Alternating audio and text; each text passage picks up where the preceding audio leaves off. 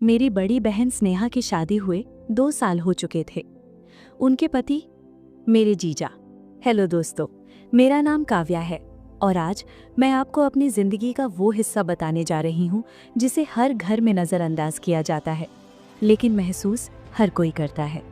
Video शुरू करने से पहले मेरा एक छोटा सा रिक्वेस्ट है, अगर आप इस चैनल पे नए हैं तो इस चैनल पिंकी की स्टोरी यूट्यूब चैनल को सब्सक्राइब कर लें। मेरी बड़ी बहन स्नेहा की शादी हुए 2 साल हो चुके थे। उनके पति मेरे जीजा। घर में सब उन्हें बहुत सीधा मानते थे, कम बोलने वाले, अपनी सीमा में रहने वाले और हर बात को समझदारी से तोलने वाले इंसान। पर सच ये था कि सीधे लोग अक्सर सबसे ज्यादा चुप होते हैं और चुप्पी कभी कभी सबसे ज्यादा बोलती है। गर्मी बहुत थी, ऐसी गर्मी जिसमें रात भी दिन जैसी लगती है। एक रात अचानक बिजली चली गई, पंखे रुक गए, कमरे की हवा भारी हो गई। सब लोग नीचे वाले कमरे में चादर बिछाकर सोने लगे। माँ बोली, आज ऊपर मत जाना, बहुत उमस है। लेकिन जीजा बोले, मैं छत पर सो जाऊंगा, वहाँ हवा ठीक रहती है। उनकी आवाज़ में कोई जिद नहीं थी, लेकिन फैसला साफ था। मैं पानी लेने छत पर गई। छत पर मिट्टी का एक पुराना मटका रखा था। माँ रोज़ उसी में पानी भरती थीं। मैंने जैसे ही मटके का ढक्कन हटाया, पीछे से आवाज़ आई, संभल कर। मैंने पलट कर देखा, जीजा थे। उन्होंने मटके की तरफ देखा और बोले, आज मटका ज्यादा भरा हुआ है। मैं मुस्कुरा दी, कहा, तो क्या हुआ जीजा, पानी ही तो है। वो थोड़ी देर खामोश रहे, फिर बोले, हर भरी हुई चीज गिरने पर सिर्फ फैलती नहीं, कुछ छोड़ भी जाती है। मैंने गिलास भरा, हाथ थोड़ा कांपा, 2 बूंदें छत पर गिर गईं। जीजा ने नीचे देखा और बोले, देखा, थोड़ा सा भी काफी होता है। मैंने कहा, अगर छत साफ हो तो निशान ज्यादा देर नहीं रहते। उन्होंने कुछ नहीं कहा, बस छत के कोने में लेट गए। अगली सुबह मैं रसोई में चाय बना रही थी। दूध उबल रहा था, चाय की खुशबू पूरे घर में फैल रही थी। जीजा आकर दरवाजे के पास खड़े हो गए। चाय थोड़ी कड़क बनाना, उन्होंने कहा। मैंने पूछा, चीनी कितनी? वो बोले, कम, ज्यादा मिठास हर किसी को अच्छी नहीं लगती। मैं मुस्कुराई, कहा, पर कुछ लोग मिठास के बिना रह भी नहीं पाते। उन्होंने कप उठाया, एक घूंट लिया, फिर बोले, कभी कभी कड़वाहट ही असली स्वाद याद दिलाती है। मेरी उंगलियां कप से थोड़ी देर ज्यादा छोटी रहीं। हम दोनों चुप थे, लेकिन रसोई बहुत ज्यादा खामोश थी। दोपहर में मैं छत पर कपड़े फैला रही थी। हवा तेज थी, मेरा दुपट्टा हाथ से छूट गया। जीजा ने झट से पकड़ लिया, बोले, हवा पर भरोसा नहीं करना चाहिए। मैंने दुपट्टा लेते हुए कहा, अगर पकड़ने वाला मजबूत हो तो हवा भी नुकसान नहीं करती।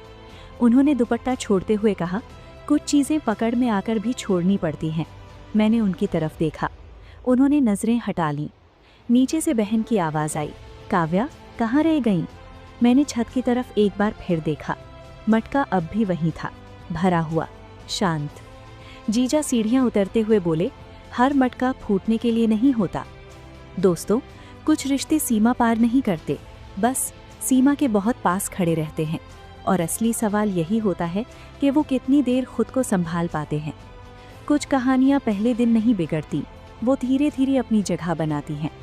छत वाली रात के बाद घर वही था, लोग वही थे, पर हवा थोड़ी बदली हुई थी। ऐसा नहीं था कि कुछ खुलकर हुआ हो, असल में कुछ हुआ ही नहीं था। और शायद यही बात सबसे ज्यादा भारी लग रही थी। सुबह की चाय, दोपहर की धूप, शाम की सब्जी और रात की खामोशी, सब कुछ पहले जैसा ही था। बस फर्क इतना था कि अब हर चीज थोड़ी ज्यादा महसूस होने लगी थी। जीजा अब भी कम बोलते थे, लेकिन जब बोलते तो शब्द कहीं देर तक ठहर जाते। एक शाम हम सब ड्राइंग रूम में बैठे थे, टीवी चल रहा था, कोई सीरियल। बहन मेरे पास बैठी थी, जीजा थोड़ी दूरी पर। मैंने देखा वो टीवी कम और आवाज़ों के बीच की खामोशी ज्यादा सुन रहे थे। अचानक बोले, कभी कभी आवाज़ से ज्यादा खामोशी समझ में आती है। बहन ने हंसकर कहा, आप भी ना हर बात में ज्ञान दे देते हैं। वो मुस्कुरा दिए, पर जवाब नहीं दिया। रसोई का वक्त। रात को मैं रसोई में रोटियां बना रही थी, बहन सब्जी परोस रही थी, जीजा पानी लेने आए। छोटी सी जगह, 3 लोग और बहुत कम हवा। मैंने जैसे ही तवा पलटा, हाथ हल्का सा छू गया। कुछ सेकंड, कोई आवाज नहीं। फिर जीजा बोले, संभल कर, तवा गर्म है। मैंने कहा, आदत है। उन्होंने धीमे से कहा, आदतें कभी कभी जला भी देती हैं। बहन ने कुछ नहीं सुना, या शायद सुनना नहीं चाहा। उस रात मैं नींद नहीं कर पाई, छत पर चली गई। मटका वहीं रखा था। मैंने ढक्कन हटाया, पानी अब भी ठंडा था। पीछे से आवाज़ आई, आज नीचे क्यों नहीं सोई? जीजा थे। मैंने कहा नींद नहीं आ रही थी। वो बोले, छत पर अक्सर वही आते हैं जिन्हें नींद से ज़्यादा सोचें परेशान करती हैं। मैंने कुछ नहीं कहा। हवा चल रही थी, पर छत की खामोशी और भारी हो रही थी। मैंने कहा, मटका हर दिन भरा जाता है, फिर भी कभी शिकायत नहीं करता। जीजा बोले, क्योंकि उसे पता है उसकी सीमा क्या है। मैंने पूछा, और अगर सीमा से ज़्यादा भर दिया जाए? उन्होंने बिना देखे कहा, तो दोष मटके का नहीं, भरने वाले का होता है। मैंने मटका बंद कर दिया। अगले दिन माँ ने कहा, तुम लोग इतनी देर तक छत पर क्या बात करते रहते हो? मैं चुप रही। जीजा बोले, बस मौसम की बातें। माँ ने एक पल के लिए हम दोनों को देखा, फिर बोली, घर छोटा है, आवाज़ें आसानी से दीवारों के पार चली जाती हैं। वो वाक्य दिन भर मेरे कानों में गूंजता रहा। दोपहर को मैं बहन के लिए ब्लाउज की सिलाई ठीक कर रही थी। धागा बार बार उलझ रहा था। जीजा पास आकर बोले, धागा जितना खींचो उतना उलझता है। दोस्तों, वीडियो अगर पसंद आ रहा है तो पिंकी की स्टोरी यूट्यूब चैनल को सब्सक्राइब करें। मैंने कहा, तो फिर सीधा कैसे करें? वो बोले, छोड़कर। मैंने धागा छोड़ दिया। शाम को बहन ने मुझसे पूछा, आजकल तुम चुप चुप से क्यों रहती हो? मैंने कहा, बस ऐसे ही। उसने मेरे चेहरे को देखा, फिर बोली, कुछ बातें पूछी नहीं जाती, महसूस कर ली जाती हैं। उसकी आंखों में मासूमियत थी और थोड़ा सा डर। उस रात नींद फिर नहीं आई। मैंने छत से नीचे देखा, सब सो रहे थे। जीजा छत पर नहीं आए। पहली बार मटका अकेला था। मैंने महसूस किया, कुछ चीजें दूरी से और साफ दिखती हैं। दोस्तों, हर कहानी किसी मोड़ पर खुद से सवाल पूछती है, और जब दीवारों के भी कान होने लगे तो समझ लेना चाहिए अब खामोशी भी सुरक्षित नहीं रही। हर कहानी एक दिन अपने सवाल का जवाब मांगती है। छत, रसोई, ड्राइंग रूम और दीवारों के बीच फैली हुई वो खामोशी अब मुझे भारी लगने लगी थी। ऐसा नहीं था कि कुछ टूटा हो, लेकिन कुछ दरक जरूर गया था, और दरारें अक्सर आवाज नहीं करती। सुबह जल्दी आंख खुल गई। घर में अजीब सी शांति थी, जैसे कोई बहुत बड़ा फैसला हवा में तैर रहा हो। बहन रसोई में थी, चाय बना रही थी। मैंने देखा उसकी चाल में थोड़ी जल्दी थी और आंखों में थोड़ी चिंता। जीजा अखबार लेकर बैठे थे, पर पढ़ नहीं रहे थे, बस पन्ने पलट रहे थे। बहन ने चाय दी। जीजा ने एक घूंट लिया, फिर बोले, आज चाय में चीनी नहीं है। बहन ने हल्की मुस्कान के साथ कहा, कभी कभी बिना मिठास के भी चाय ठीक लगती है। मैंने देखा जीजा ने कुछ कहना चाहा, पर रुक गए। नाश्ते के बाद बहन मेरे कमरे में आई, दरवाज़ा बंद किया। कुछ सेकंड चुप रही, फिर बोली, काव्या, घर छोटा है पर बातें छुपती नहीं। मेरा दिल तेज धड़कने लगा।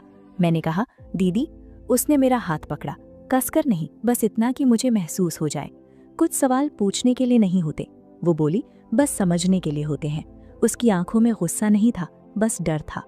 उस रात मैं छत पर गई, अकेले। मटका अब आधा भरा था। मैंने ढक्कन हटाया। पानी अब भी ठंडा था, पर मेरा मन नहीं। पीछे से कदमों की आवाज आई, जीजा। उन्होंने दूर से कहा, आज मटका हल्का लग रहा है।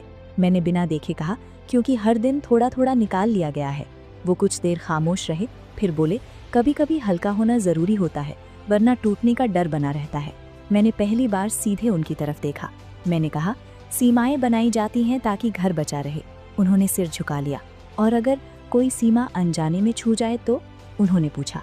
मैंने कहा, तो पीछे हट जाना ही सबसे बड़ा सम्मान होता है। हवा चल रही थी। मटका हल्का सा हिल गया। मैंने उसे दोनों हाथों से संभाल लिया। जीजा ने एक कदम पीछे हटाया, फिर बोले, काव्या, कुछ बातें दिल में रह जाएं तो घर बच जाता है। मैंने